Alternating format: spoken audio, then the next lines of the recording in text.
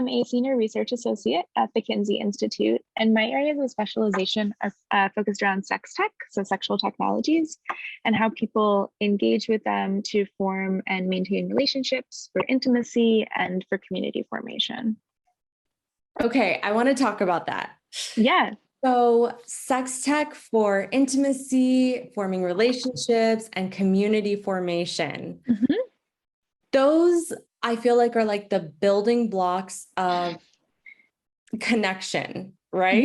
Yeah, absolutely. Yeah, connection is so important. I think one of the things that really draws me to this research is that research has shown for years that well-being is tied to human connection. So having intimate relationships, whether sexual or friendships or whatever, that is crucial for people's well-being. And in a time when people are living further apart, maybe people are isolated in rural communities, times during like COVID, which was a particularly interesting moment, I think, in thinking about these things, where people were really isolated, having these social technologies allow people to sustain those connections and even form new ones. And I think that that's really important. Do you feel like sex tech or platforms like Live Jasmine were like a bridge that people needed during that time to connection? Yeah, I think so. I think that from the work that we've done with Live Jasmine clients and users, I think it's been really interesting to see how whether during COVID or just in general, when sort of in this like moment when we're online all the time, but not necessarily forming connections in person as much, potentially that, yeah, I think that they're I don't see them as surrogate spaces or sort of replacement spaces. I think they're as important in a lot of ways. I think that people can form connections, with people they've never met in person, but that those connections are real and that they're important. You're so right. It's so true because I feel like even in my own life, some of my strongest connections are with people I met, like my Instagram bestie. It's like I met her on Instagram. Yeah. I've never actually met her in person, but Mm-hmm. that connection, the support, Mm-hmm. communication really has brought value into my life.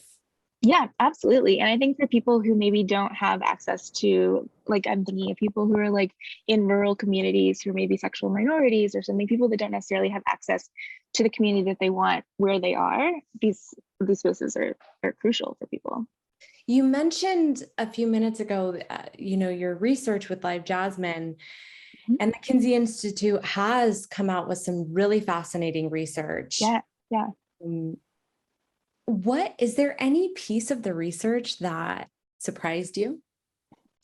Interesting. I think actually one of the things that really surprised me, I think, was the finding that the more time people spend on the site in any given moment, the less likely they are to be talking about sex or engaging in sexual practices. And that to me was really interesting because it's obviously a site explicitly designed for sex, right?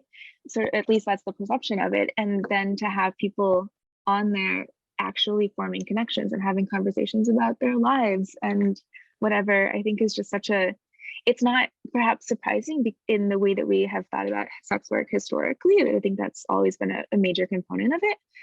But to see the data supporting that, I think is really cool. What are some like hypothetical conclusions or actual conclusions that we could draw from the fact that the data shows that the more time and more money spent by members is usually associated with non-explicit content? Mm-hmm. I think that it shows that there isn't this strict breakdown between what is sex and what isn't sex. I think that intimacy flows and ebbs, and it's this thing that people form with other people. And so whether you're engaged in some sort of sexual interaction or not, there's still intimacy happening. And I think that that's sort of the primary thing that people are looking for, especially on places like this when they visit the same person and channel over and over. It's intimate connection that people are looking for. And I think that that's really profound. Yeah, I agree. You're right. It is intimate connection, which, like you said, is not necessarily sexual in its nature. Mm-hmm. Mm-hmm. Yeah, absolutely. How fun, I mean, we know connection is important, right? But how important? Like if someone didn't have this outlet and like, let's say they didn't have access to a platform like Life Jasmine, which does provide an opportunity for this type of intimate connection. Yeah. And let's say they're just living somewhere rural, or they're just not able to like really get out much. How is that affecting them? What detriment is that bringing if they're not able to have like intimate connection? Oh, it's huge. It's huge. I mean, people, everything from not having there are studies that show that if you have partner support in some capacity while dealing with breast cancer, your survival rates are way higher. So having just any sort of connection. Mental health is huge. Substance abuse use is huge. Longevity of life. It's tied to everything, right? It's really crucial to our well-being, and not just mental well-being. It's our physical and emotional well-being. It's everything. I mean, we're social creatures. That's what I was going to say. It sounds like, I mean, and we hear it, but it's like really digesting the science of it. It sounds like at our most fundamental level, we just really need like social community or connection. Yeah, we really do. We were interested in users of the site, clients of the site, and how if they were experiencing depression and anxiety, how that impacted their use of the site. And so we looked at people. What we ended up finding, I think, was that people with higher rates of depression and anxiety were more likely to spend more time on Live Jasmine, which I think is really interesting. And I think it shows that, of course, these spaces are about sex, right? But it also shows that they can be spaces for mental health, like reprieve from mental health issues. They can be self-care strategies. And there are ways that people really are reaching out and getting support, even if that support is just talking about the weather or something, a distraction, right? But that's still really, I think, can be really impactful for people, especially during times like COVID, or again, if people are isolated in some way. Wow, that's incredible. So people who had higher levels of depression and anxiety were finding ways to like self-soothe. Yeah, absolutely. I think it's a really interesting thing. I don't think it's one that you'd maybe immediately suspect. Right. Yeah. That is so fascinating. And again, does just point to the fact that this is beyond the just sexual explicit component. It is, yeah. And which is not to say that sex is not also a very important component of emotional and mental well-being. But yeah, it is. It goes beyond that, just to human connection at a very basic level. I think porn has its purposes, of course, has purposes, but I mean, in terms of connection, I think the fundamental difference is whether you're talking to another person or not, or whether it's at least happening in that moment with another person. And I think that makes the biggest difference. I think that porn is for sexual gratification, and I think that camming is that, but also it provides connection. And it provides the opportunity for a sustained relationship too. You can visit the same person over and over, and that really, I think it's an impactful thing for people. When you did your research on sex tech and people with higher levels of depression and anxiety, did that include porn or? Yes, we did look at it. I don't believe that we found any particular finding about depression and anxiety and porn use.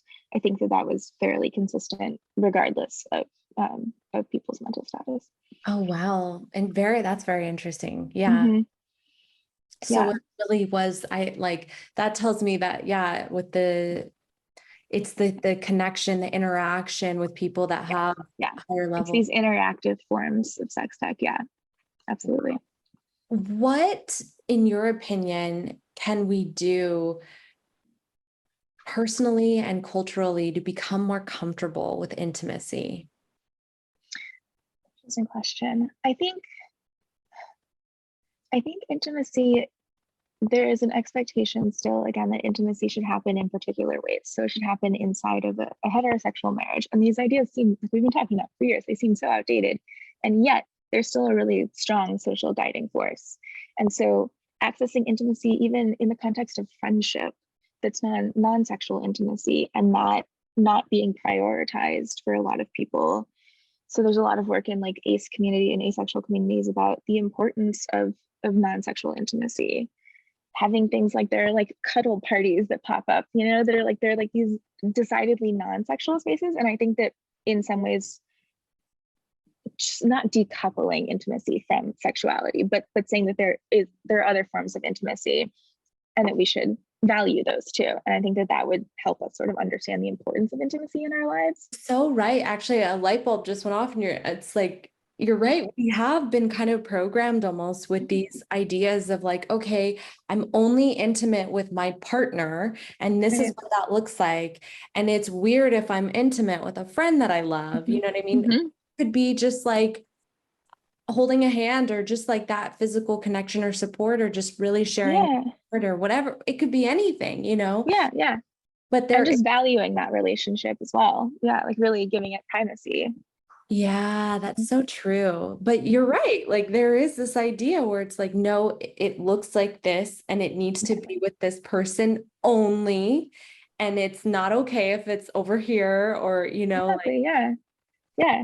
And I think work that has been done by people who study consensual non-monogamy has been getting at that issue as well. Like, what does it mean to have intimacy in multiple forms with multiple different people?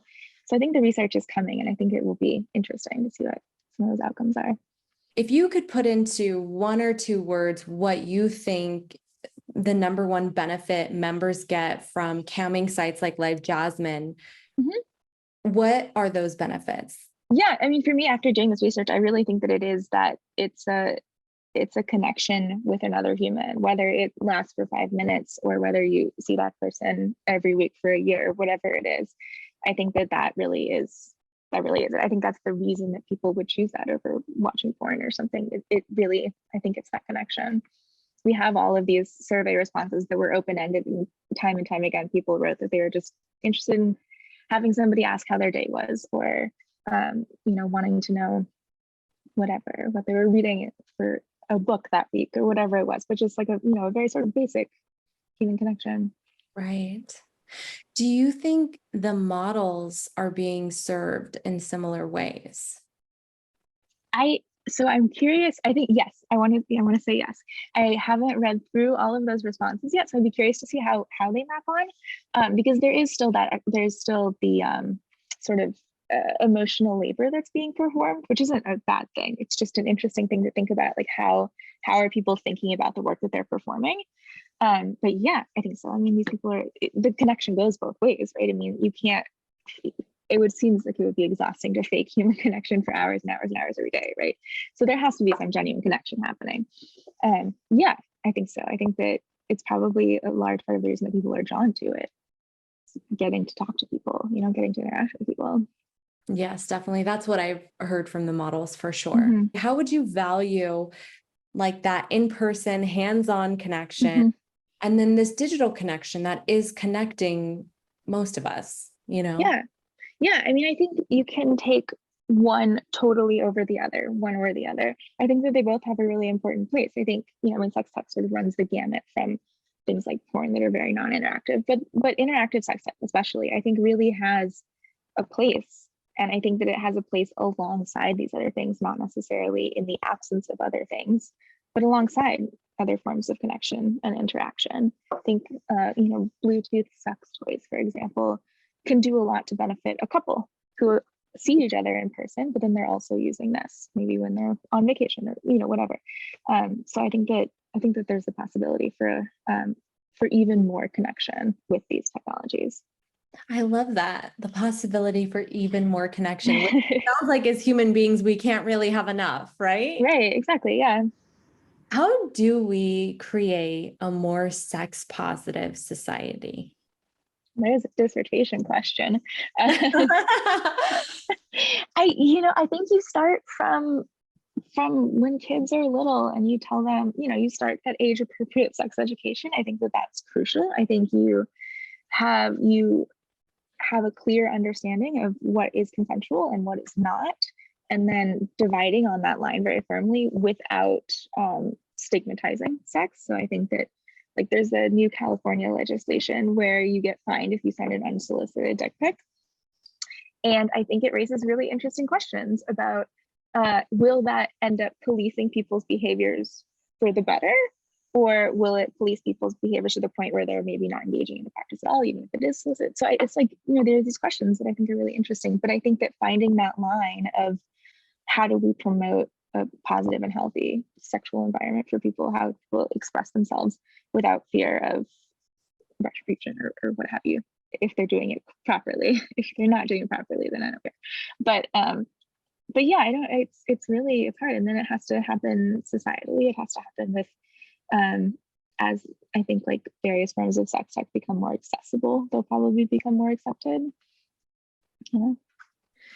That is fascinating to me because it's like, yeah, I mean, that also brings a whole bunch of other questions, talking specifically about the bill that you just brought up. That's interesting. That's really interesting. Because it's like, where is the line of letting people express themselves or keeping them so constricted that Yeah, but then also giving people the opportunity to take action if they want to. And so it is complicated. I think legally these issues are always really complicated because the law has to be fairly black and white. So I think it's every time there's a legal thing, whether it's around sex work or this kind of thing, there's always, you know, it always gets sort of condensed down into something that it almost works, you know? That is fascinating. I feel like that's a whole other study, is studying the laws around sex work, sexuality, right? Absolutely. Do our laws in general support sexual? I feel like I already know the answer. Our laws tend to support sexuality or sex work? No, yeah, okay. In the United States, no. I mean, you know, I mean, the laws about porn, I feel like, are pretty liberal, more so than like in-person sex work, of course. But no, I mean, the United States doesn't like sex for women, you know. Men have dominated a lot of fields, right? And professions. However, sex work is the one where they do not dominate at all, actually. Yeah. Women do. Yeah. Is it possible that that is part of the problem? Interesting. I think possibly. I mean, I think that the fact, I mean, historically and now, I think that sex workers are a minoritized population in terms of political power. You know, I mean, it's in most places it's an illegal practice, and so I think that at least for like in-person sex work, and I think that, and of course, it's going to prevent people from taking action and being able to have the same political power that other people do. There are great movements of people rising up and fighting back. And I think that it being a largely women-oriented industry is good in a lot of ways for the industry. I mean, I think it's a really compelling industry, and they pioneer a lot of work in consent and in how we talk about sex and how we can think about different forms of labor and expectations of labor. But yeah, I mean, it's definitely stigmatized and it doesn't have a lot of political cachet as an industry. Yeah, that's fascinating. I guess we'll see how things kind of develop. And honestly, thank you for your work. Oh yeah, I want my research to have, you know, real impact for people. It's the goal of my research. So I'm glad that it's doing something.